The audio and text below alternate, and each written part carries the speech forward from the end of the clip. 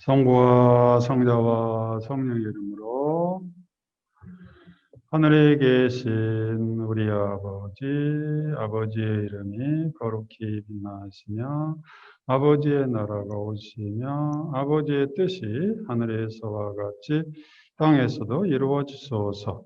오늘 저희에게 일용할 양식을 주시고 저희에게 잘못한 일을 저희가 용서하오니 저희 죄를 용서하시고 저희를 유혹에 빠지지 않게 하시고 악에서 구하소서. 아멘. 성부와 성자와 성령의 이름으로. 네, 오늘은 우리 루카복음 15장 아들의 비유, 되찾은 아들의 비유인데 실제로는 이 비유의 제목은 자비로운 아버지입니다. 자비로운 아버지. 여기서 우리가 되찾은 아들을 배우려고 하는 게 아니고 자비로운 아버지의 모습을 우리 안에 간직하고 언제 어느 때든지 자비로운 아버지가 우리를 사랑하고 있다는 그 사실을 잊지 않고 거기서 모든 사랑의 힘이 나올 수 있도록 하는 말씀입니다. 우리가 성서를 읽을 시간이 없다면 이 요한복음 15장만 읽으면 됩니다. 성서의 전반적인 모든 내용을 요한복음 15장이 요약해주고 있는데 특히 여기 자비로운 아버지의 모습이 아주 잘 드러내고 있습니다. 구약 성서의 하느님의 이미지는 아무래도 원죄 때문에 심판하는 그런 이미지가 많죠.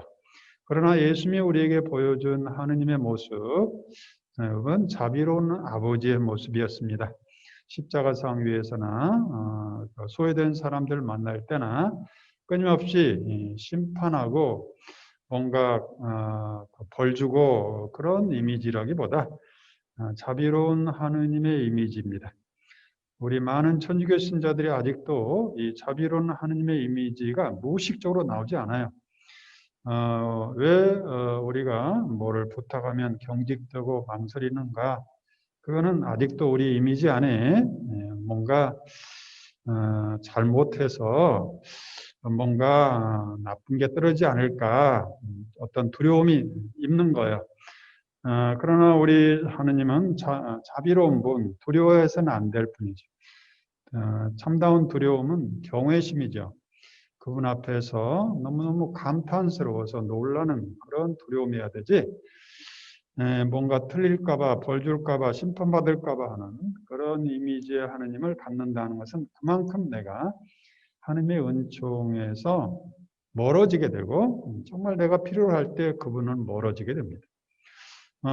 그래서 우리가 루카복음 15장을 많이 읽으면 읽을수록 우리에게 은총이 넘치게 된다는 것을 우리는 이해해야 되고 이 복음은 매일매일 읽어야 됩니다. 매일매일 아버지께서 얼마나 따뜻하고 사랑스러운지 이것이 무의식적으로 그래서 누군가가 내가 하나님을 이야기할 때 이 이야기부터 시작해야 되겠습니다.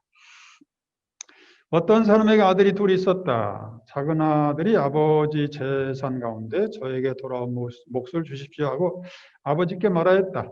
그래서 아버지는 아들에게 재산을 나누어 줬다. 여기서 아낌없이 내어주는 아버지의 모습, 내가 하나님의 모습을 어떤 모습으로 간직하느냐에 따라서 내 운명이, 내 삶이 결정되고 내가 주님의 힘으로 살 수 있느냐 아니면 세상에 여러 가지 두려움에 짓눌리느냐 여기에가 바로 이 하느님 관에 깔려 있습니다. 그래서 하느님을 어떤 모습으로 내가 이미지하고 있고 하느님을 눈 감으면 생각나는 그 하느님의 이미지가 뭔지 굉장히 중요한 겁니다. 그래서 제가 끊임없이 성서를 묵상하게 하고 성서를 보게 하는 것은 하느님의 이미지를 완전히 바꾸게 하는 거예요. 자비로운 하느님의 모습, 사랑의 하느님. 내가 무조건적으로 사랑받고 있다는 그 이미지가 탁 떠올라야 내가 진정 하느님을 하느님으로 섬기게 돼요. 그렇지 않을 때 내가 우상 숭배하는 거야. 하느님도 아닌데 그걸 하느님이라고 생각하고 두려워하고 무서워하고 그러면서 정작 필요할 때는 내가 죄 다 짓고 잘 산 다음에 갈게. 이게 말이 됩니까? 내가 못 살 때, 내가 힘들 때, 내가 뭔가 구렁텅이 있을 때 그분을 필요로 하는 거 아니겠어요? 그러려면 자비로운 하느님의 이미지여야 되지 심판하는 이미지는 내가 뭔가 죄 지을 때는 부를 수가 없어요. 이게 얼마나 억울한 일이에요.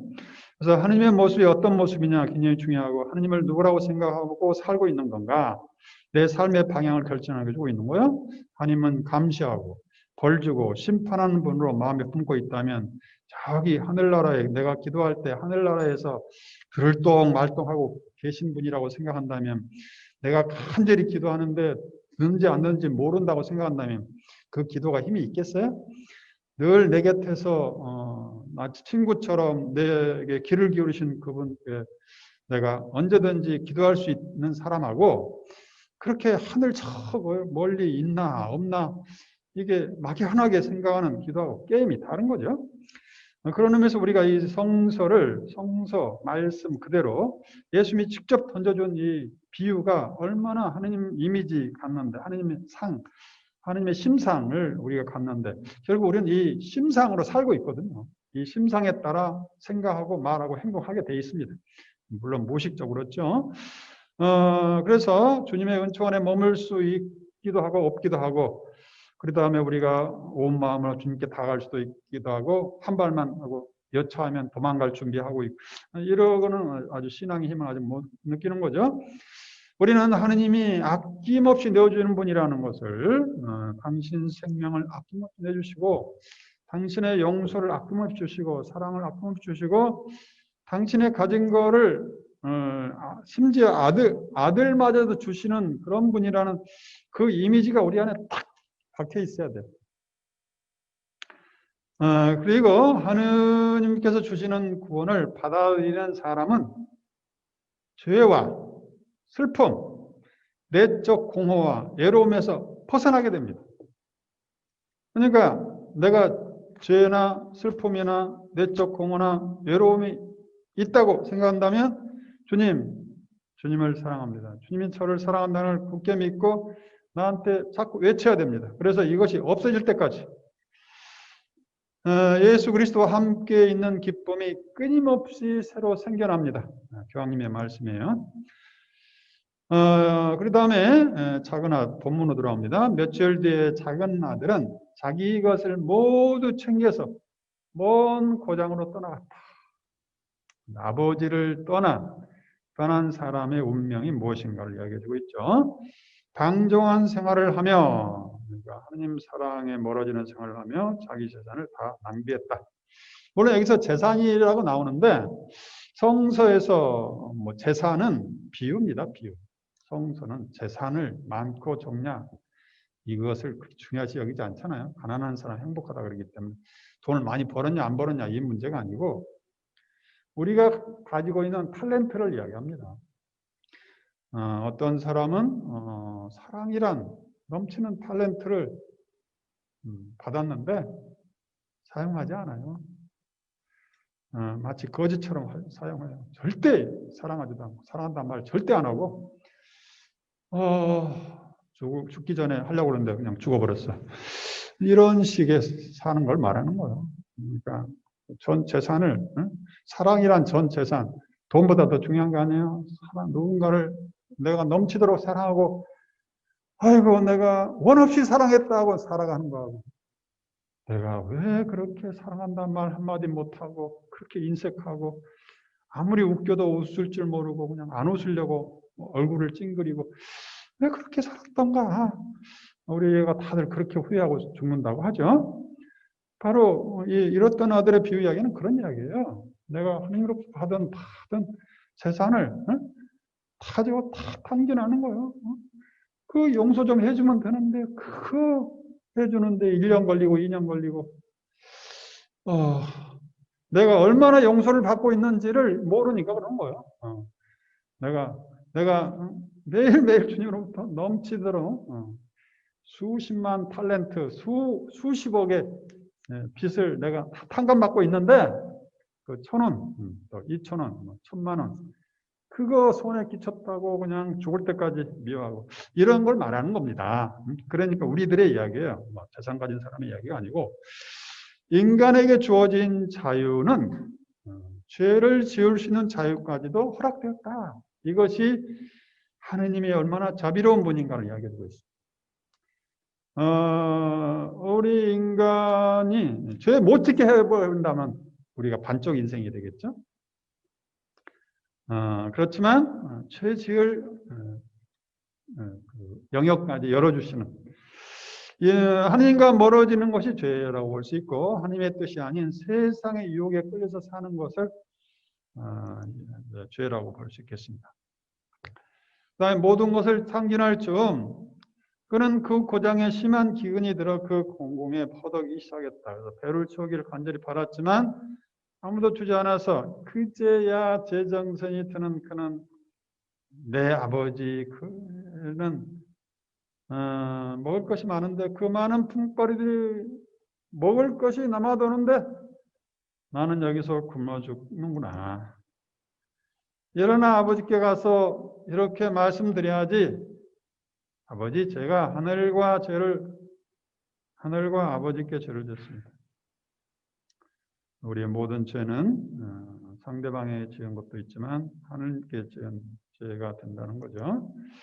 저는 아버지의 아들이라고 불릴 자격이 없습니다. 여기서 이 성서는 두 아들이 모두가 다 아들의 자격을 상실했다는 걸 이야기해주고 있습니다. 작은 아들은 작은 아들대로 돈을 탕진하면서 유산을 달라고 해가지고, 무슨 말이야, 아버지 돌아가실 때 줄 유산을 미리서 주십시오 하는 것은 좀 빨리 가십시오 하게 들릴 수도 있는 거 아니겠습니까? 그러니까 그러면서 아들은 아버지의 그 소중한 재산을 그냥 탕진한 거예요. 그러니까 아들이라면 그 역할을 못하겠죠. 아들로서의 자격을 이미 상실해버리고 자기 멋대로 아버지 뜻과 멀어지게 살았다는 걸 이야기하면서 저를 아버지의 품팔이꾼 종처럼 이제 아들 자격이 상실된 자로서의 모습으로 아버지께 오는 것이고, 그날도 마찬가지죠. 그날도 저는 종이나 다름없이 살았습니다. 아버지를 위해서 종처럼 일했습니다. 아들의 품위를 다 잃어버린 거예요. 어떻게 보면 우리가 주님께 기쁨으로 주님을 섬기지 못하면 마치 종처럼 의무감에서 내가 오늘 의무 때문에 미서 억지로 참 이런 것들이 그런 것에 해당된다고 볼 수 있겠죠. 어떻게 하면 아들의 기쁨으로 살 수 있을까? 그것은 아버지께서 이렇게 나를 사랑한다는 걸 체험한 사람만이 가능한 거 아니겠어요? 부모가 아무리 사랑하더라도 아이들은 아이고 부모님이 나를 종처럼 이래라 저래라 하고 그렇게 그냥 늘 불평 속에 사는 자녀들도 있죠. 그런 걸 보면 안타까운데 우리의 모습이 그럴 수도 있다 이거죠. 정말 내가 어떻게 하면 주님의 그 넘치는 사랑을 내 온몸으로 체험하면서 춤추며 살 수 있을까? 이것이 기쁜 소식 우리에게 전해주는 초대장입니다. 어떻게 하면 종처럼이 아니고 의무감이 아니고 기쁘게 살 수 있을까? 그리하여 그는 일어나 아버지께로 갔다. 그가 아직도 멀리 떨어져 있을 때, 뭐야? 아버지가 늘 보고 있었다는 거. 그 아버지가 그를 보고 가엾은 마음이 들었다. 그러니까 괘씸한 마음이 아니고 가엾은 마음이 들었다. 이게 하느님의 마음이다. 가엾은 마음, 심장, 뭔가 심장이 타는 마음, 그런 마음입니다. 애타는 마음. 달려가 아들의 목을 끌어안고 입을 맞췄다. 이게 무조건적으로 네가 무슨 죄를 졌냐, 어디다 돈을 썼냐, 너 왜 그때 그랬냐, 이런 것이 다 생략되고 없는 걸로 쳐주시고 아들의 목, 그러니까 아들은 품꾼이라도 써주십시오 하는 말을 하려고 그러는데 여기 성서는 아들을 이미 아버지는 아들의 목을, 종의 목이 아니고 아들의 목을 끌어안고 있다. 그런 게 이 성서의 기쁜 소식입니다. 여하튼 멀리 떨어져서 이 복음을 읽을 때마다 저는 그 동구 밖에서 기다리시는 아버지를 생각할 수 있고 저는 늘 어머니를 생각해요. 어머니. 저의 일생에서 어머니가 계셨다는 게 저에게는 얼마나 큰 축복인가. 어머니가 안 계셨다면 내가 하나님의 사랑이 뭔지 알 수 있었을까. 무조건적으로 사랑했던 사람이 누군가를 사랑할 수 있을까? 내가 무조건적으로 누구를 사랑할 수 있는 게 가능할까? 쉽지 않죠. 그런데 어머니 모습을 보면 그래, 하느님이 당신 몸을 내준다는 게 뭔지 이해가 되죠? 그래서 제가 집에 가려고 할 때는 늘 어머니는 집 밖에 나오셔서 기다렸던 그 기억이 납니다. 그리고 또 집을 떠나올 때는 또 어디 저기 머리카락이 다 안 보일 때까지 그런 분이 있다는 것은 삶의 큰 축복이죠. 그분을 생각하면 하느님이 사랑 뭔지 깨닫게 되죠. 우리가 붙인 모친에서 이 친자는 뭐예요? 친자는 보면은 나무목 위에다가 설립자죠. 나무 위에 올라가 가지고 바라보는 거예요. 아들이 이제오나 저제오나 바라보면서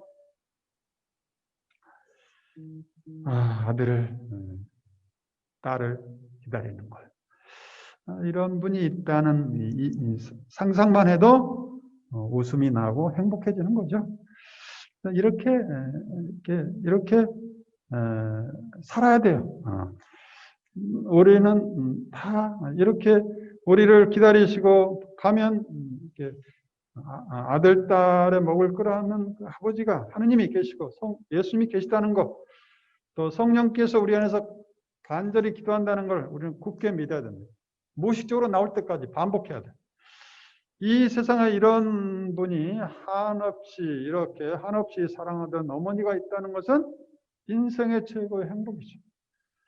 또 내가 누군가에게 이런 사람이 될 수 있다는 것도 큰 행복이죠.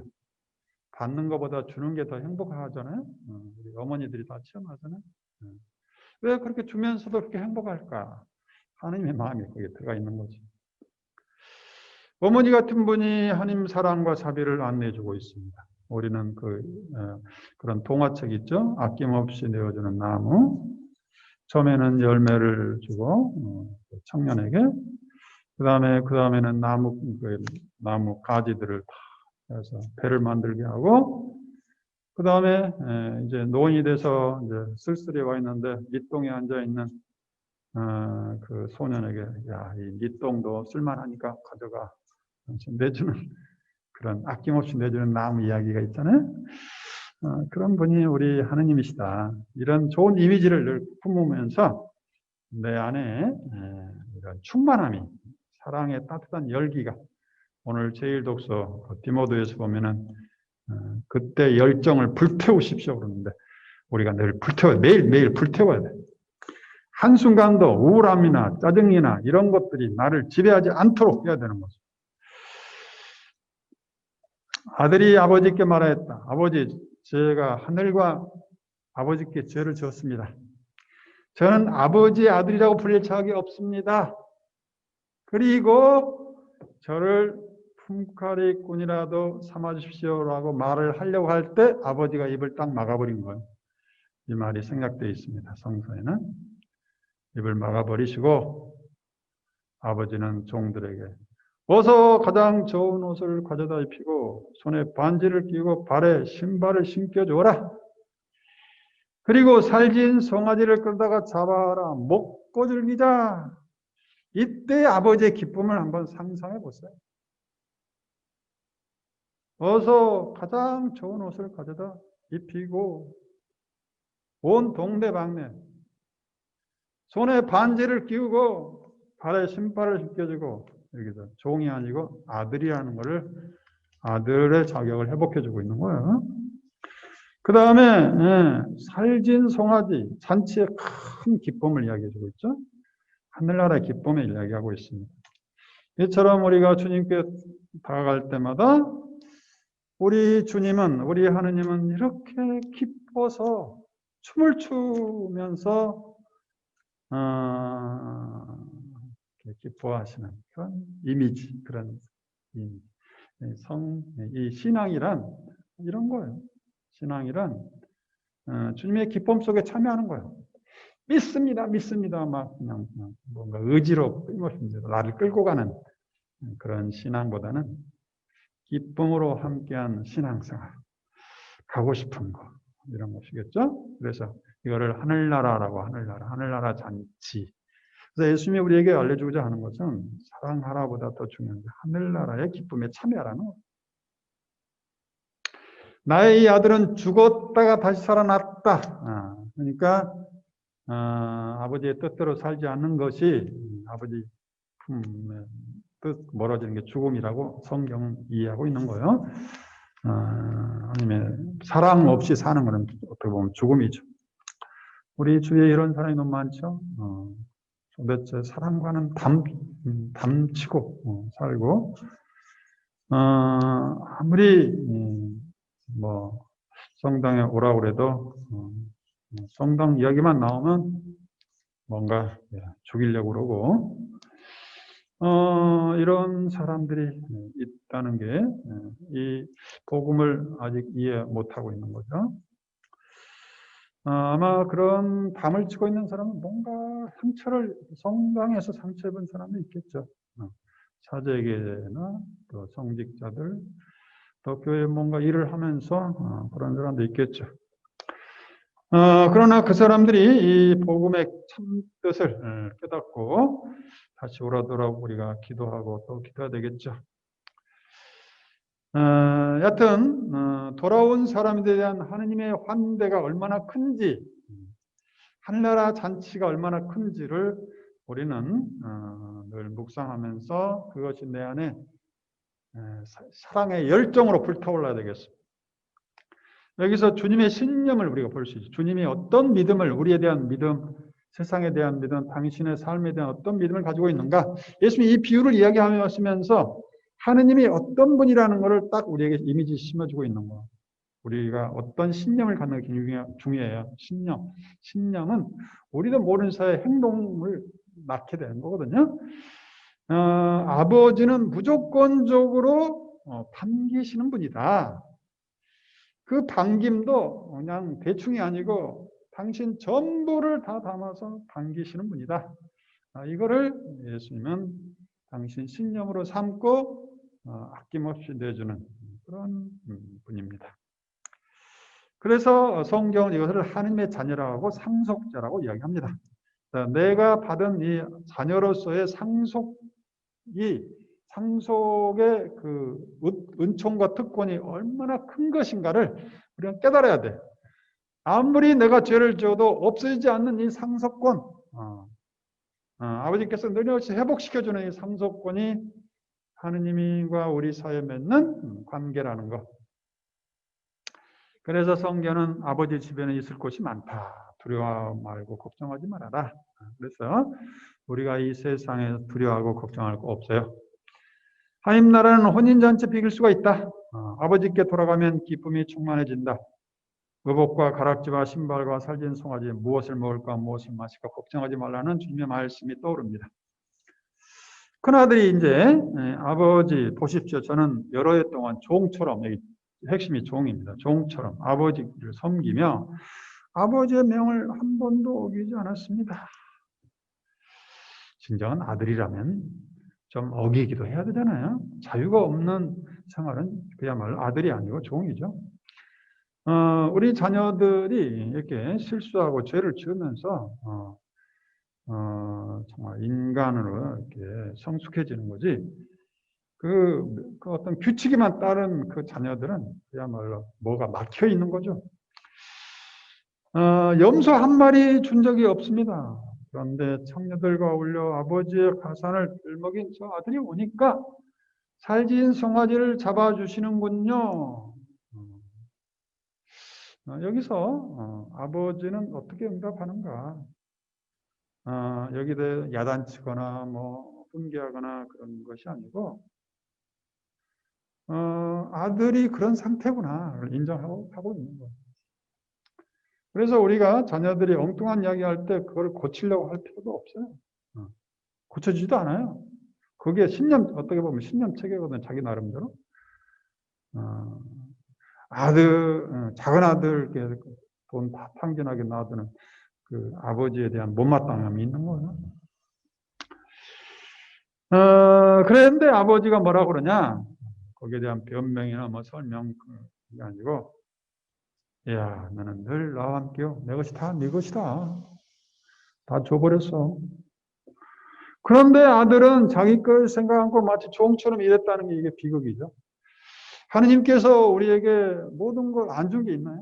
사랑할 수 있는, 용서할 수 있는, 마음대로 걸어다닐 수 있는, 밥을 먹을 수 있는, 관계를 맺을 수 있는, 또 좋은 님을 만날 수 있는 모든 은총이 이렇게 넘치도록 우리가 죽을 때까지 감사하고 감사해도 부족하지 않은데 안 준 것만 생각하면서 뭣도 안 주고 그렇게 살 수도 있고, 아이고 주님이 또 이렇게 주시네 하고 작은 것에도 만족하면서 행복하게 살 수도 있고, 여기는 이제 아들은 우리의 모습 닮았죠. 뭔가 안 준 것만 늘 생각하면서 또 종처럼 아버지의 사랑의 관계라기보다는 성당을 의무감으로 이렇게 다니는 그런 모습이죠. 그 다음에 아우는 죽었다가 다시 살아나고 내가 잃었다가 찾았다. 죽은 사람 살아나는데 이 기쁨을 표현하지 않을 수가 없다. 여기는 작은 아들도 큰 아들도 포함되는 거죠. 우리가 종처럼 종의 자격이라면 너도 죽은 거다. 그러나 내가 이 기쁨에 참여하면서 아들의 자격을 회복하라. 기쁨으로 하느님을 섬겨야지 의무감에서 섬기면은 그야말로 종처럼 살 수밖에 없다. 그런 초대장입니다. 우리 주님이 주신 주님의 그 풍요로움, 당신이 가지고 있는 모든 걸 다 베드로에게, 나는 한나라 열쇠까지, 어떻게 보면 베드로만이 아니고 신앙을 거듭한 우리 모두에게 한나라 열쇠를 준 거 아니에요? 내가 누군가를 용서하면 그 사람이 기뻐져서 하늘나라 열어지는 거 아니겠습니까? 그런데 이렇게 소중한 거를 우리가 너무 인색하잖아요. 너무 따지고. 근데 언제 후회돼요? 죽을 때 후회돼가지고. 아이고, 죽는 사람인데 마치 영원히 살 것처럼 그렇게 인색하게 종처럼 살았구나. 아낌없이 내어주는 아버지 때문에 내가 아낌없이 내어주는 거룩한 삶을 살 수 있을까? 얼마나 멋있는 거예요? 생각만 해도. 이것이 바로 아버지와 일치의 토대이고 친교의 원천입니다. 아낌없이 내주는 아버지 때문에 나도 성부, 성자, 성령의 삼위일체 관계 안에 참여하면서 나를 온전히 주님, 저도 프란치스코 성인처럼 아낌없이 내어주고 아낌없이 주면서 기뻐하고 그런 삶으로 우리가 기도하다 보면 주님께서 말을 크게 쓰시겠죠? 오늘 요즘에 재산 때문에 파탄난 사람이 많습니다. 소유냐 존재냐, 내가 늘 소유의 삶을 사는 사람은 용서할 수 없어요. 그러나 존재의 삶을 사는 사람은 돈이 중요한 게 아니고 우리가 다 돈 벌려고 한 거지 돈 잃으려고 뭐가 했겠습니까? 그런데 어떻게 잘못해서 이뤄진 거예요? 어떻게? 거기서 부부가 필요한 거예요. 부부는 있는 그대로 서로 사랑하고 또 용서하는 거고, 가족이라는 이름으로 서로 사랑하고 용서하는 거죠. 이렇게 해서 소유가 아니고 존재 자체가 우리가 사랑받는 존재라는 것을 체험하는 가정이 되기를 바랍니다. 그래서 가정이란 뭐냐? 돌아갈 곳이에요. 하느님의 품에 돌아갈 때 풍요로운 것처럼 돌아갈 곳이 있다는 것. 없는 사람은 이제 죽음으로 치닫잖아요. 죽음, 우울해지고. 젊어서 집을 나가서 모든 것을 탕진하고 아프니까 더러운 사람을 맞아줘야 되는가 하는 그런 질문을 내가 받은 적이 있어요. 젊어서는 집을 나가서 다른 여자하고 살다가 이제 암이 걸려가지고 그러니까 그 여자도 떠나가고 병들어서 들어오려고 그러는데 받아줘야 됩니까?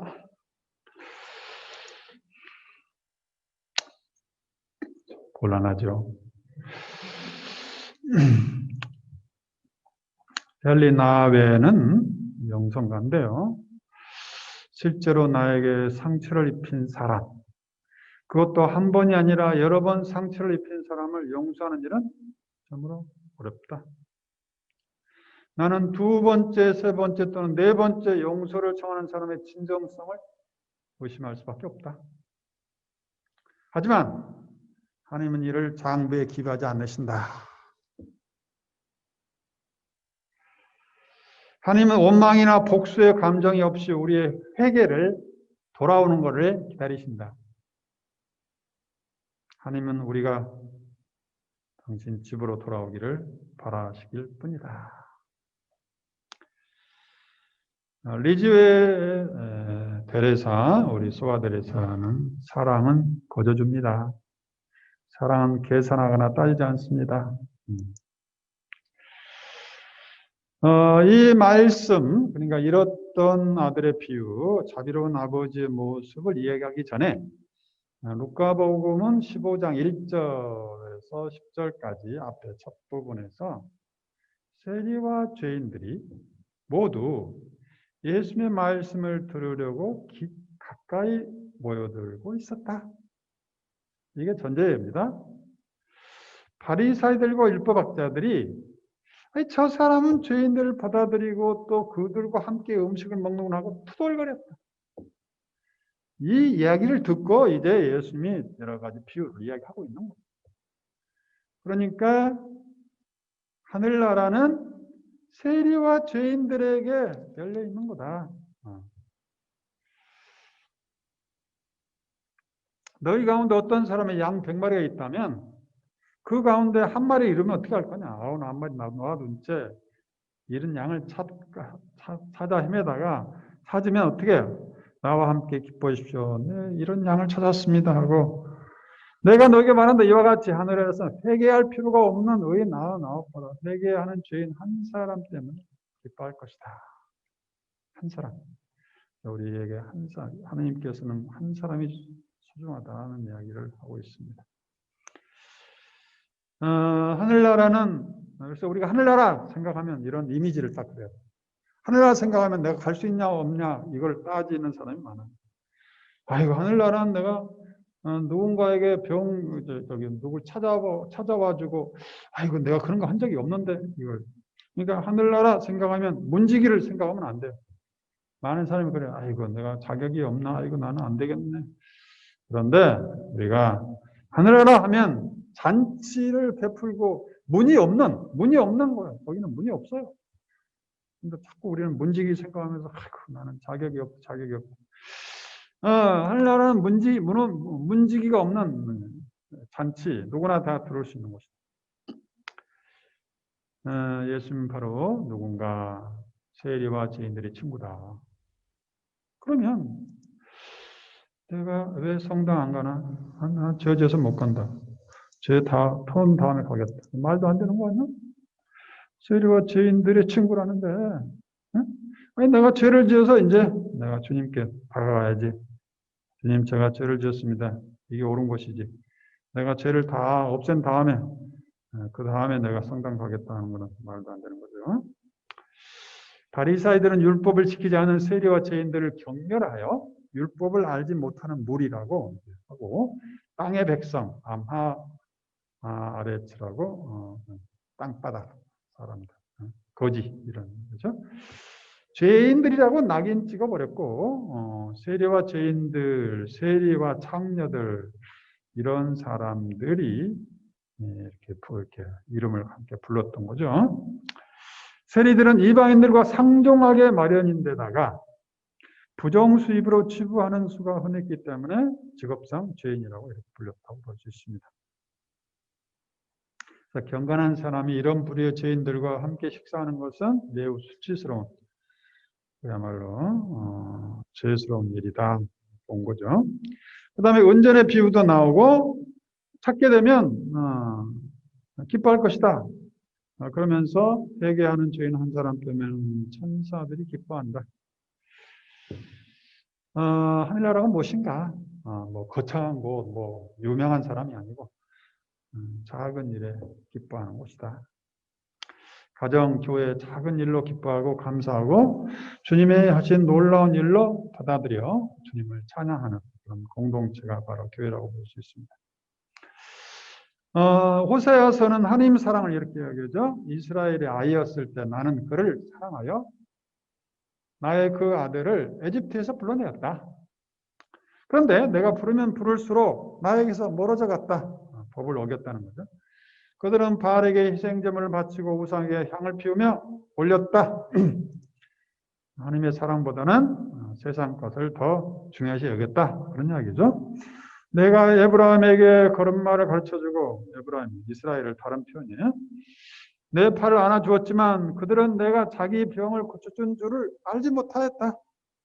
나는 인정으로 사랑으로 줄로 그를 끌어당겼으며 젖먹이처럼 들어올려 볼을 비비고 몸을 굽혀 먹여주었다. 하나님의 사랑이 어떻게 얼마나 구체적이에요. 볼 비비고 마치 어머니가 자녀를 사랑한 것처럼 사랑한다. 그런 뜻이죠. 에브라임아, 이스라엘 백성들아, 내가 어찌 너를 버리겠느냐? 내가 어찌 너희를 저버리겠느냐? 내가 어찌 너를 아드마처럼 내버리겠느냐? 내가 어찌 너를 수보임처럼 만들겠느냐? 내 마음이 미어지고 연민이 복받쳐 오른다.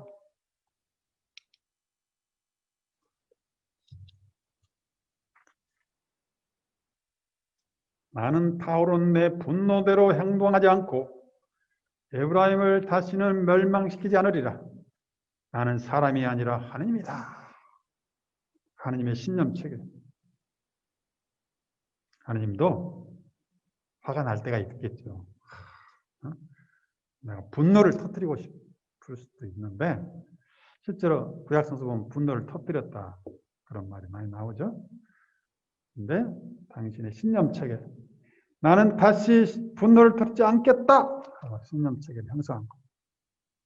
우리도 나는 더 이상 이제 내 입에서 험한 말을 내뱉지 않겠다. 자비로운 하느님의 이미지가 내 안에 이제 딱 새기도록 하겠다. 내 신념 체계를 재형성하는 것. 우리의 신념 체계는 늘 우리를 말과 행동을 좌지우지하는 거예요. 물론 무의식적으로 하기 때문에 내가 의식을 못해요. 내가 화를 날 때, 아이고, 내가 이렇게 험한 말을 함부로 하는 신념 체계를 조금만 위협되면 마치 사람이 써서는 안 된 말과 행동을 해버리는구나. 왜 이런 신념체가 형성됐을까? 과거에 내가 신념이 얼마나 중요한지 모르고 있을 때 누군가에게서 배운 거예요. 그것이 부모일 수도 있겠고 선생님일 수도 있겠고 사회 친구일 수도 있겠지만 나도 모르는 사람이 형성됐는데 대부분 이런 것들이 강한 자극으로 남아있는 것은 바로 관계가 안 좋을 때 형성된 게 많습니다. 내가 화났다든가 내가 강렬하게 뭔가 자극을 받았다든가 이런 것들이 나의 신념체에 형성돼서 화를 날 때 무의식적으로 나오는 게 그런 것들. 그래서 내가 이런 신념체계를 바꿔야 돼요.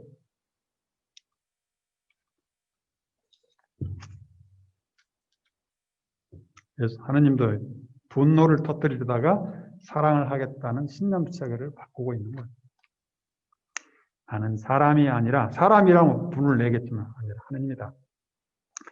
나는 내 가운데 있는 거룩하니 분노를 터뜨려 너에게 다가가지 않으리라. 잠깐요.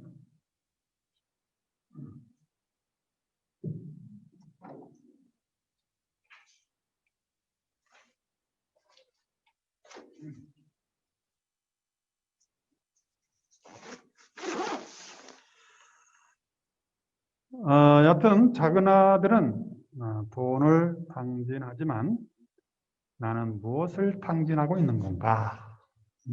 나의 이야기예요. 시간을 어떤 사람은 사랑을, 어떤 사람은 용서를, 어떤 열정을, 어떤 사람은 인간관계를 완전히 끊임없이 담을 쌓는, 내가 준 하느님의 많은 은총에도 불구하고 종처럼 인색하고 막히고 나만 알고 이렇게 살 때마다 우리는 잃었던 아들의 비유 이야기를 읽으면서 다시 아버지의 그 풍요로움을 만끽하고 그거를 아낌없이 잔치 베푸는 것처럼 내줄 수 있는 사람으로 신념체계를 재형성하고 그렇게 살도록 기도하고, 그러면서 이제는 의무감이 아니고 기쁨으로 주님을 찬미하리라 하는 그런 내 안에 믿음의 새로운 길을, 신념체계를 형성하는 거예요.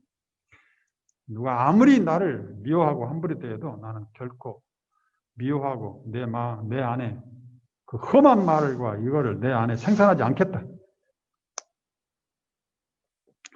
말씀이 사람에 대해서 우리 가운데 살아있게 하겠다. 이제는 나는 죽었어. 그리스도가 내 안에 살아있어. 이런 말을 끊임없이 나에게 이야기해서 내가 무의식적으로 그리스도가 푹 튀어나오도록. 얼마나 멋있어요. 여튼 예수님은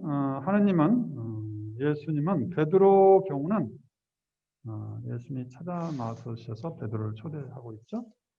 이처럼 때로는 돌아오기를 기다리는 하나님의 이미지도 있고, 또 하나님이 직접 찾아오는 이미지도 있고, 이 육화의 신비, 말씀이 사는 우리 가운데 계시다. 육화의 신비는 하나님이 찾아오는 이미지죠.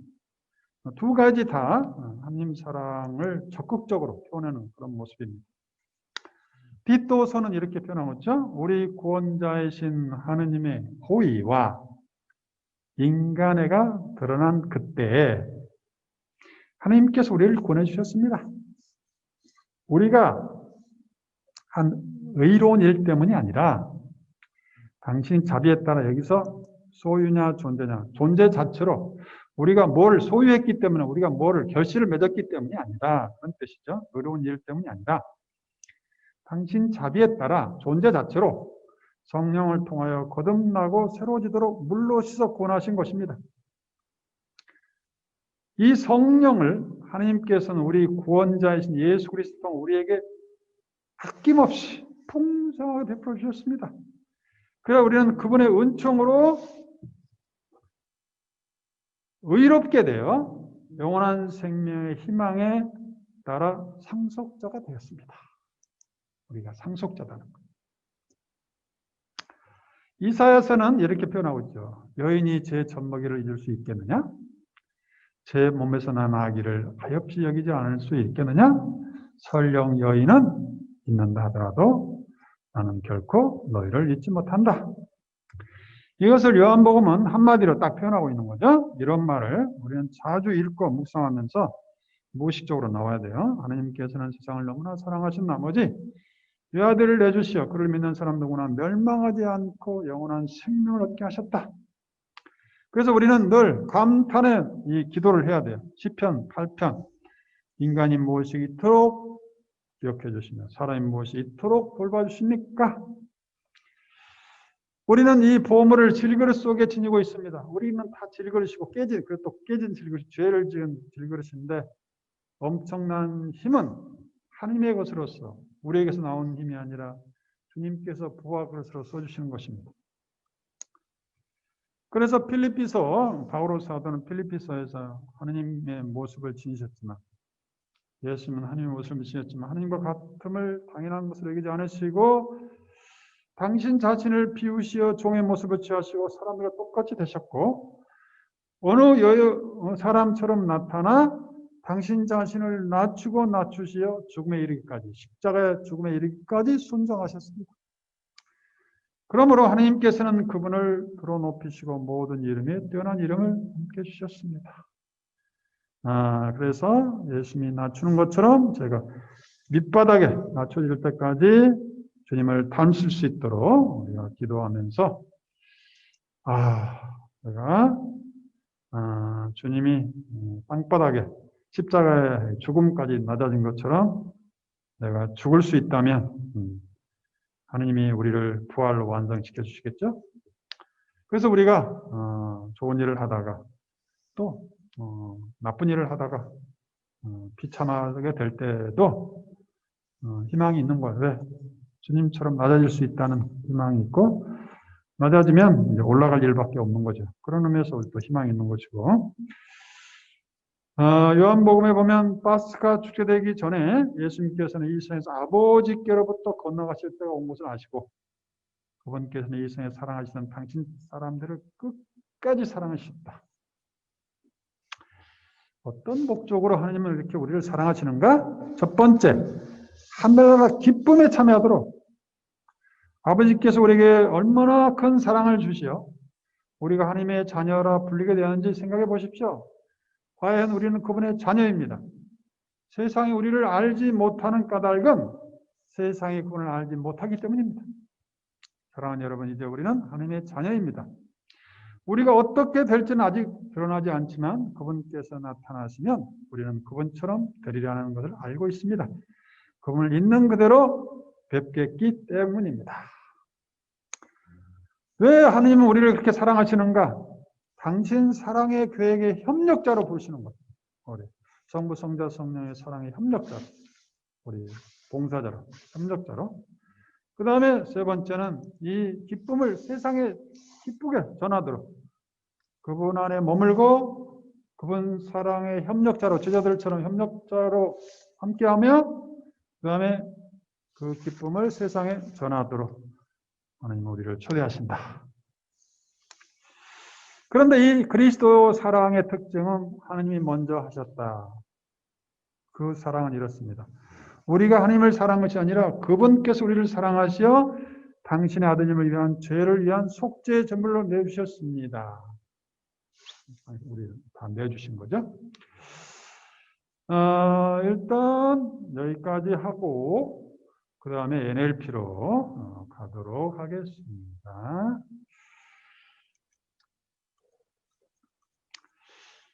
오늘은 NLP와 건강에 대해서 우리가 다 건강, 요즘에 코로나 때문에 건강 하고 있으니까 우리가 어떻게 건강을 잘 지킬까?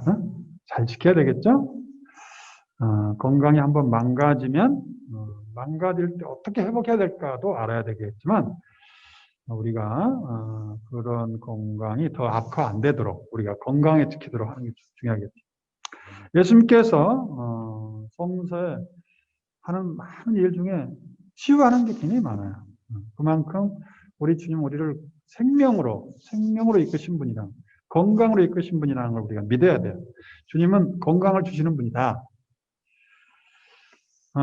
내가 건강해지게 한다든가 또 아플 때 함께하는 분이 있다 없다? 있다 이거요. 우리 주님이 내 건강을 책임지시는 나의 개인 의사다. 그걸 뭐라고 그러죠? 개인 의사. 하여튼 전속 의사. 전속 의사가 다 있는 거 우리가 공짜로 예수님이 우리 전속 의사예요. 그래서 예수님이 끊임없이 낫기를 원하느냐 그 의지를 품으라 이거요. 낫기를 원하느냐 원하지 않느냐를 말하기보다 진정 낫기를 원하느냐 내가 낫기를 원한다 그런 뜻이에요. 낫기를 원하는가 이런 말씀을 우리 주님의 말씀으로 나한테 선포하면서 주님이 이렇게 낫기를 원하는데 나도 낫기를 원합니다. 나는 나을 수 있다고 확신을 하고 있는 건가? 나을 수 있다고 확신하는 사람하고 그냥 의사가 어떻게 해주면 하고 하는 사람하고 치유가 몇 배 다르다는 거예요. 의사들이 이런, 거기, 현대 의학에서 이런 연구를 많이 했습니다. 그러니까 의지를 갖고 꼭 나을 거다 하고 확신을 갖는 사람하고 그런 신념을 갖는 사람하고 병은 내가 치유할 수 있다. 의사는 도와줄 뿐이다. 그런데 모든 걸 다 의사한테 그냥 그 의사가 한마디 해주기를 그렇게 학수고대하고 의사 한마디 하면 그냥 막 살았다가 죽었다가 하고 이런 사람은 참 어려워지는 거죠. 그런데 내가 주님과 함께 알 수 있다 하는 사람은 몇 배 치유 효과가 있다는 거. 이게 그래서 NLP와 건강, NLP는 우리 의식, 우리 마음, 우리 생각을 건강한 그 시각적인 이미지, 청각적인 이미지, 이 체각적인 이미지를 건강한 이미지로 바꿔버리라 이거예요. 우리가 아프면 죽음을 생각하잖아요. 두려움이 밀려오는 거죠. 이게 먼저 이미 여기서 지고 넘어진 병에다 굴복해버립니다. 아이고, 그러니까 우리가 환자란 걸 함부로 하면 안 돼요. 나는 환자다. 이건 말도 안 돼. 내가 어떻게 환자야? 하나님의 사랑받는 존재고 어디 조금 고장났을 뿐인데 거기다가 마치 내가 환자인 것처럼 내 정체성을 환자라는 정체성으로 이름 붙이면 되겠어요? 이 자체로 굉장히 안 좋은 거예요. 그래서 이런 걸 우리가 공부 좀 해야 돼요. 그래서 내가 건강하다 기본적으로. 그런데 어디가 좀 무좀이 하나 생겼다. 그러면 나는 무좀 환자야? 환자? 말도 안 되지. 발가락에 뭐가 하나 난 건데 그걸 가지고 내가 환자라고. 내가 암이 좀 걸렸다. 어디 암이 1cm, 0.1mm 들어가서 그럼 내가 암 환자야? 환자? 이게 문제다 이거지. 환자가 아니고 나는 건강한데 뭔가 이런 신호를 통해서 좀 더 건강해지도록 하나님이 나를 초대하고 있다. 이렇게 멋있게 생각하면 어때요? 이게 NLP 생각이 되는 거예요. 자, 낫기를 원하는가? 나는 나을 수 있다고 확신하고 있는 건가? 주님이 나를 치유하신다는 걸 믿는가? 주님이 나를 치유하기 위해서 지금도 은총을 쏟아붓고 계심을 믿고 있는가? 그렇다면 다른 사람보다 몇 배 치유 효과가 있겠죠. 그런 책이 있어요. NLP와 건강이라는 책이 있는데 그런 거 보면 좋을 거예요. NLP에서 건강의 길을 열어준다. 자신의 현재 건강 상태를 잘 알게 되면 바람직한 건강 상태를 그대로 닮아갈 것이다. 신념을 새롭게 하여 건강을 증진시킨다. 마음, 상태, 정서, 사고의 신념은 건강에 큰 영향을 줍니다. 암 걸리면 죽어야 돼. 이렇게 생각. 암 걸리면 이제 끝장이야. 이렇게 생각하는 사람이 많아요. 그래서 암 걸리면 그냥 그 의사가 암 선고라고 해요. 선고. 말도 안 되지. 암 선고. 마치 사형 선고처럼 암 선고. 말도 안 돼. 이런 말을 함부로 하면 안 돼. 내가 들어도 안 되고. 그래서 의사 한마디가 굉장히 중요하고 또 들은 내가 중요해요. 암이 나를 친구 삼자고 왔구나 하는 거하고 암 선고 아주 다르게 그런 거지. 마음 안에 건강 신념은 몸에는 현실적으로 나타나게 돼 있어요. 그래서 마음속에 지각, 시각, 여기 시각이에요. 지각이 아니라 시각, 청각, 체각을 활용해야 건강한 경험을 늘 재창조할 수 있어요. 아침에 일어나서 나는 건강하다. 건강한 나의 모습을 상상하는 거예요. 얼굴이 밝고 명랑하고 에너지 넘치고 그 다음에 청각적으로 하나님이 너는 낫기를 원하느냐? 예, 저는 낫기를 원합니다. 하나님의 말씀 안에 머물고 체각적으로 나는 내가 건강하니 나는 기쁘다 하는 그런 주님의 기쁨에 참여하는 거예요. 이렇게 하면서 매일매일 건강하게 살 수도 있지만 어떤 사람은 조금만 아프면 아이고 하면서 늘 침대에 붙어 있고 움직일지 모르고 어떻게 치유가 안 되죠.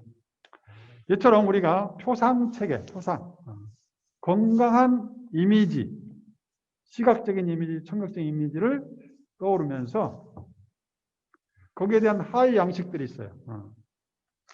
내가 그것을 나의 건강을 생각하면 물이 졸졸 흐르는 산에서 내가 등산하고 있는 행복한 모습, 그 다음에 거기에 내가 사랑하는 사람과 함께 손잡고 가는 그런 모습을 떠오르면서 내 안에 이 표상체계와 하위 표상체계를 행복감을 증진시켜주는, 건강을 증진시켜주는 이미지와 청각, 체각적인 이미지로 가득 채우라는 거예요. 이것이 NLP가 건강을 이야기하는 방법입니다.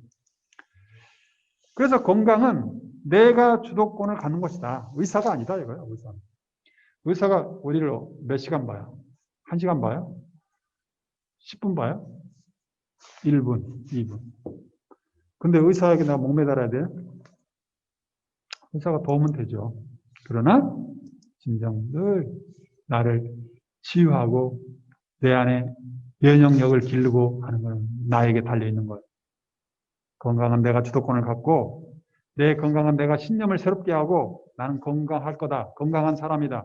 주님께서 이렇게 나에게 공을 들이시는데 내가 건강하지 않을 리가 없다. 새롭게 하고 예수님도 늘 그러셨죠. 내 믿음이 너를 살렸다. 죽였다가 아니라 살렸다. 늘 건강하게 했잖아. 이런 말을 나한테 늘 선포해야 돼. 새롭게 하고 이상적인 모습을 선택하여. 이상적인 모습이 뭐예요? 건강한 사람의 모습을, 나의 모습을 상상하는 거죠. 또 건강한 사람의 이미지를 하는 거죠. 선택하여 내가 의지력을 발휘하여 내가 치유할 수 있다는 의지력을 발휘해 갖고 나갈 수 있는 것. 이것이 바로 NLP가 건강해 주는 선물입니다. 또 예수님의 성서 말씀에서 늘 그랬죠. 내 믿음이 너를 살렸다는 게 굉장히 많이 반복돼요. 그래서 나는 병의 피해자가 아니라 내 건강 지킴이가 나다. 그리고 나의 전속 의사가 한 분 계시다. 누구요? 예수님이요. 하느님입니다. 어떻게 보면 성서에 하는 말 중에 예수님이 환자들을 만난 게 굉장히 많아요. 사람 살리는 것도 많아요. 외부 자극과 사건과 감염 자체를 변화시킬 수 없더라도 우리는 이걸 변화시킬 수는 없어요. 뭐 코로나가 감염되는 건 마음대로 됩니까? 안 되지. 어떻게 잘못하다가 걸릴 수도 있는 거죠. 그것을 대응하는 자신의 자세를 주도적으로 바꿔가면서 의연하고 건강하게 건강을 유지할 수도 있고 또 병이 걸렸다면 그거를 치유할 수도 있다 이거죠. 그래서 우리는 자신감, 자존감을 늘 새롭게 하고 몸과 마음의 일치성, 정말 내가 사랑받고 사랑하고 있다. 나는 건강하다 하는 내 생각과 내 몸을 늘 일치시키는 거. 그래서 행복한 건강을 위해서 시각, 청각, 체각을 활용하여 나는 건강하다. 나는 좋아지고 있다. 청각적인 이미지를, 소리를, 표상을, 이걸 표상이라고 하면 표상체계. 이런 내가 건강하다는 것을 어떻게 인지해요? 뭔가 표상이 있어야 돼요. 표지가 있어야 돼요. 소리라는 표상으로 나는 건강하다고 인지하면서 그거를 것으로 삼을 수 있고 행동을 옮길 수 있는 거죠. 그 다음에 시각적인 표상체가 있어요. 나는 건강한 발걸음이고 얼굴에 기쁨으로 가득 차다는 내 얼굴 모습을 시각적으로 그리는 거예요. 가능하면 아름답게. 우리가 거울을 쳐다보면서 화장할 때마다 이런 것을 표상할 굉장히 좋겠죠? 그리고 거울을 쳐다보면서 나는 아무리 봐도 건강하구나. 하나님이 이렇게 나를 멋있게 건강하게 또 아름답게 만들었다니 주님 왜 이렇게 나를 이렇게 좋게 만들어 주십니까? 하면서 하나님께 감사드리고 나에게 감사하고 나는 사랑받는 자이다 하는 이 행복감, 이 체감적으로 내가 늘 나에게 메시지를 주는 거죠. 그래서 우리가 시간을 내야 돼요. 건강을 위해 자신과 대화하는 시간이 필요합니다. 안녕. 오늘 기분이 어때? 괜찮아? 행복해? 사랑해. 느낌이 좋다. 느낌에 내 느낌이 좋았으면 해 하면서 나 자신과 대화하면서 내 자신이 시각, 청각, 체각적으로 충만하도록. 그래서 이것이 의사가 해주는 것보다 몇 배로 중요한 거예요. 이건 굉장히 중요한 부분인데 놓치고 있어요. 우리가.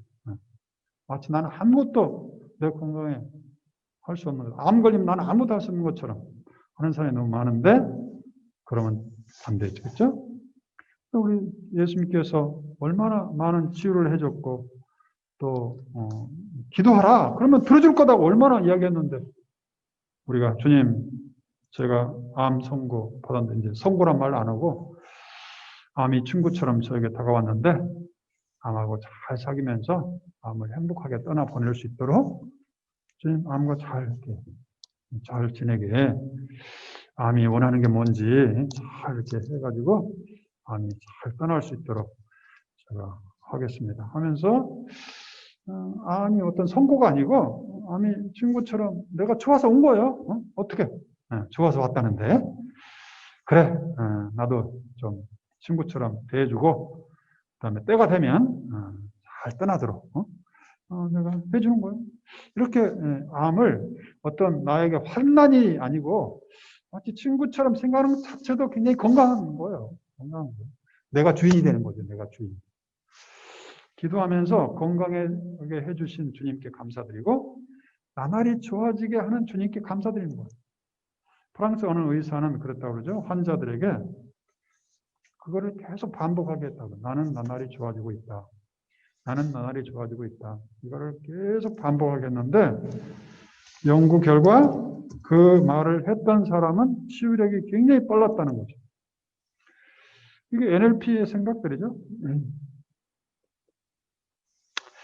자, 우리가 NLP에서 기저선이라는 게 있어요. 기저선. 내부의 시각, 청각, 체각을 사용하여 기저선 상태를 보는 건데요. 자신이 많은 시간을 소비하는 상태, 자세를 기저선이라고 합니다. 그러니까 어떤 사람은 걸음걸이가 삐딱하죠. 뒤뚱뒤뚱 가는 사람이죠. 그런 사람은 관절이 이상이 생기게 됩니다. 어떤 사람은 말을 할 때 삐딱하게 잘못한 거죠. 관계가 깨지면서 건강한 관계가 아니니까 몸에 지장이 올 수 있는 거죠. 그러니까 이 기저선, 내가 처음에 편안할 때 어떤 자세로 늘 임하고 있는가. 이거 굉장히 중요한데 이거를 대부분 놓치고 있다는 거예요. 그래서 당당하고 기쁘고 명랑하고 유연하고 따뜻하고 이런 것이 나의 기본적인 나의 상태인가 기저선인가 아니면 뭔가 움츠리고 어깨가 구부리고 허리는 구부리고 다리는 꼬고 한쪽 다리로 서 있고 앉은 자세는 불안하고 이런 것이 나의 평소의 기저선인가? 그렇다면 이 사람은 100% 앓게 된다는 거예요. 근데 이미 이게 한번 고장 나면 고치기는 너무 힘들죠. 근데 처음부터 우리가 성성할 때 이런 걸 바로 할 수 있는 거예요. 설 때는 바로 서 있고 앉을 때는 편안하고 최대한 편안하고 몸이 가장 편안한 자세로 앉을 바에 그렇게 앉아 있는 거 마치 왕처럼. 그래서 이걸 점검할 수 있는 이런 것들이 있어요. 당신의 습관적인 자세는 무엇인가 한번 보자. 내 스스로 보는 거예요. 그 자세에 만족하는가? 내가 아주 편안한가? 아니면 뭔가 불편한데 뭔가 남의 집에 온 것처럼 앉아 있는 건가? 자신의 모습을 그린 그림을 본 적이 있는가? 캐리커처 있죠? 누군가가 나에게 그림 그려달라고 해서 한번 보세요. 내가 만족하는가? 아니, 내가 이런 삐딱한 웃음을 웃고 있는 거야? 아니, 내가 뭔가 일그러진 것 같아. 그렇다면 고칠 수 있는 거죠. 당신의 상태는 유연한가 아니면 경직되어 있는 건가? 나는 사람 만날 때 편안한가 아니면 뭔가 조마조마하고 있는 건가? 내가 무의식적으로 그런 신념 체계를 내 안에 형성하고 있는 거예요. 이것이 언제 형성됐어요? 과거에 누구하고 싸울 때, 야단 맞을 때 형성된 것들이거든요. 그러니까 부정적인 게 굉장히 많아요. 그래서 우리가 내 안에 있는 이런 기저전 상태를 보면서 내가 사람들한테 굉장히 경직되어 버리는구나. 사람 만날 때 좀 부정적인 걸 자꾸 이야기하면서 꼬투리 좀 잡는 그런 습관이 있구나. 이런 것들을 내가 알게 되면 고치게 돼요. 그 다음에 주된 얼굴 표정이 뭔가, 내가 어떤 얼굴로 미소 짓고 있는 건가? 편안한 자세인가? 아니면 찡그리고 있는 건가? 아니면 피하면서 이렇게 살짝 비틀면서 보고 있는 건가? 옆 눈으로 살짝 보고 있는 건가? 이 중요한 부분인데 이런 부분을 이야기하는 게 별로 없어요. 근데 이것은 우리 인생에 있어서 이 기저전 상태, 늘 함께하는 나의 모습이 어떤 모습인지, 건강한 모습인가? 그렇게 할 수 있도록 우리가 지금부터라도 뭔가 의식하면서 고쳐가야 돼. 그래서 걸음걸이는 어떤가? 당당한가? 아니면 어슬렁어슬렁거리는가? 뒤뚱거리는가? 아니면 뒤에서 누가 볼 때는 삐딱하게 한 사람이 참 많아요. 한쪽이 기울어 있어요, 이렇게. 이런 사람은 허리에 지장이 오고 반드시 관절이 이제 나중에 고장이 나는 거죠.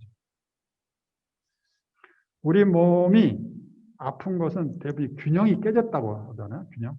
한쪽이 균형이 깨지니까 그쪽이 장기가 눌리고 한쪽은 헐거워져서 이제 뭔가 장기에 부담이 서서 오다가 이게 오래되면 이제 병이 된다는 거잖아요. 그래서 우리가 당당한 자세, 앉은 자세 굉장히 중요한데 대부분이 꼬고 앉는 게 많아요. 꼬우면 이 골반이 틀어지고 허리가 틀어지는 거죠. 젊어서는 괜찮지만 나이가 먹으면 아주 치명적인 건데 그렇게 늘 앉는 사람이 있어요. 당신의 앉은 자세는 당신에게 나의 말하는 태도나 자세는 어떤 건가? 정말 상대방을 배려하면서 따뜻하게 하고 있는 건가? 내뱉는 말인가? 다른 사람에게 나를 평하게 해볼 수가 있는 거. 친구라면 이런 사람이 있으면 참 좋겠죠? 내가 평소에 어떤지 좀 이야기 좀 해줘. 내가 모르는 게 있거든요. 그 다음에 그 평을 듣고 내가 바꾸고 싶은 게 뭘까? 내가 호흡하는 패턴? 편안하고 여기 단전 호흡을 하는 사람도 있고 늘 가볍게 하는 사람도 있고 그래요. 마치 달리기 하는 사람처럼 흉식 호흡이나 복식 호흡이라고 이렇게 말하죠. 내가 평소에 흉식이 가슴이 아니고 깊게 할 수 있도록. 그러면 내가 안정적이 돼요. 화를 웬만하면 안 나요. 근데 하면은 이게 영향을 주는 거죠. 아픈 숨이 급하게 뭐가 나오게 되는 거죠. 그 다음에 당신의 지배적 사고와 정서는 무엇인가? 지배적 사고, 긍정적인가? 아니면 나의 친화적인가? 나는 늘 나를 부정적으로 생각하는 거야. 아이고, 나는 별걸 없어. 나는 보잘것 없어. 나는 머리가 나빠. 이런 부정적인 사고를 늘 하는가? 아니면 내 친화적인가? 나는 주님의 사랑받는 존재야. 주님이 이렇게 나 키를 작게 했는데 얼마나 쓸모가 있는지 주님이 나만을 작게 하셔서 모든 것을 생각에 달려 있는 거예요. 이처럼 NLP는 우리 친화적으로 긍정적으로 사고하는 훈련을 하게 해주는 거예요. 미래지향적인가? 아니면 너무 단정적인가? 호의적인가? 아니면 늘 적대적인가? 열린 사고인가? 아니면 닫힌 사고인가? 감사로운 태도인가? 아니면 늘 불만을 말하는 건가? 이런 것들이 건강에 치명적으로 영향을 준다는 거예요. 우리는 상상력의 나래를 타고 늘 미래를 향해서 열려 있는가? 누군가가 상상 이야기하면 상상으로 응답하면서 재미있게 반응하는가? 에이, 그런 쓸데없는 이야기를 해가면서 끊어버리는가? 혼자 독백을 하면서 나에게 어떤 메시지를 주고 있는 건가? 부정적인가? 아니면 기쁨의 말들인가? 어떤 일이 발생할 때 나는 초연한가? 아니면 그것 때문에 계속 영향을 받고 있는 건가? 누가 한마디 했다고 계속 영향을 받으면서 살고 있는 건가?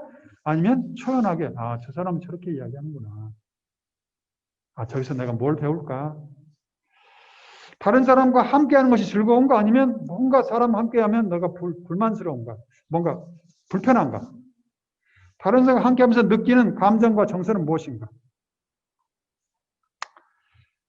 우리의 기저전 상태의 기원이 있어요. 뿌리가 있겠죠.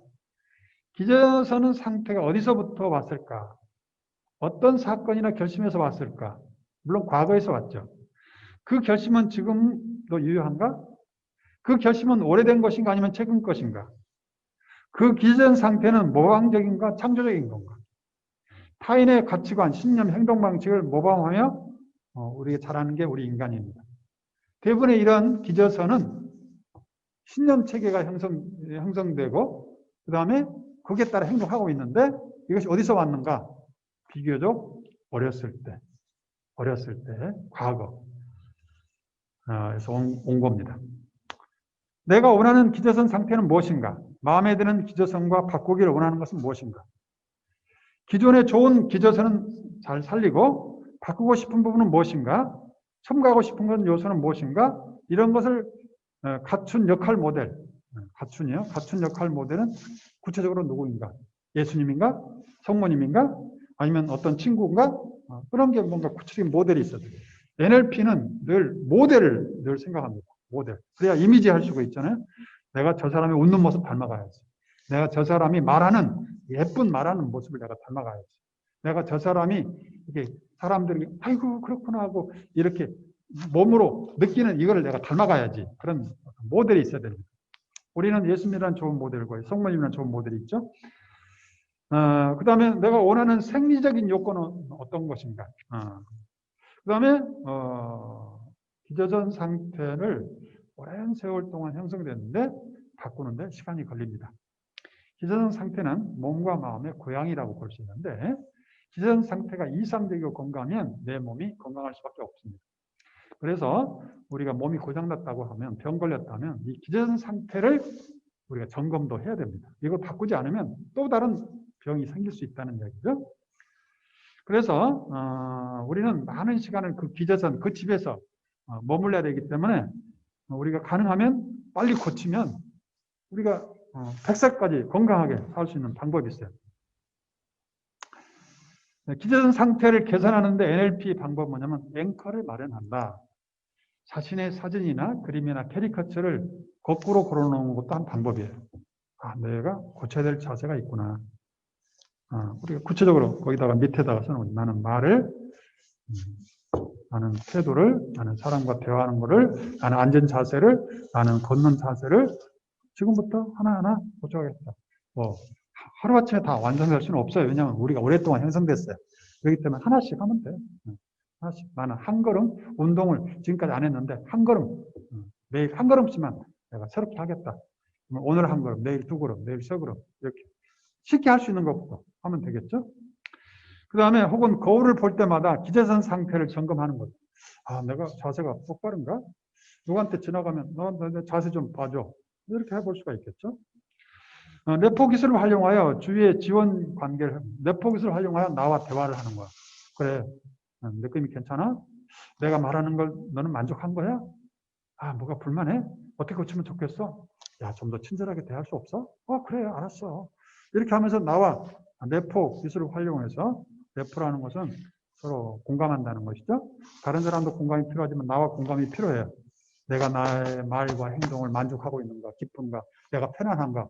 그렇다면 기저선이 완성됐다고 볼 수 있겠죠. 그 다음에 시간을 활용해 자신의 목표를 결정하고 신념과 가치가 당신 건강을 결정하니까 건강에 대한 어떤 신념책을 형성할 것인가를 우리가 생각해야 되고 자신과 친밀해지고 뇌포를 형성해서 자기 사랑과 용서를 습관적으로 하면서 우리가 건강한 나의 신념체계와 기저선을 확립하기를 바랍니다.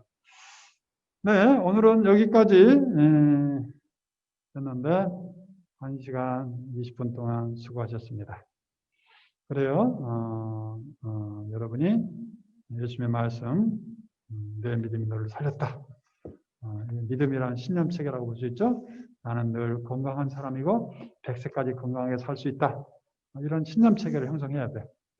그 다음에 병이 좀 걸렸더라도 그래, 그 친구가 나를 좀 더 건강하도록 초대하고 있구나. 이렇게 보는 거하고 아이고 나는 암 걸렸어 죽게 생겼 이런 말을 함부로 해가지고 나의 어떤 신념체계를 흐트러버리면 안 되겠습니다. 이런 것이 내가 볼 때는 100만 불짜리 약보다 더 효과적인 거예요. 늘 나와 함께 있으면서 내가 좋은 약을 처방해 주는 거예요. 저는 그 약을 처방해요. 무슨 약인지 아세요? 신약과 구약이라는 약을 처방을 하는데 내가 사랑이 필요할 때는 성령의 알약을 나한테 줘요. 사랑의 알약 몇 알 먹을 거야? 그래요.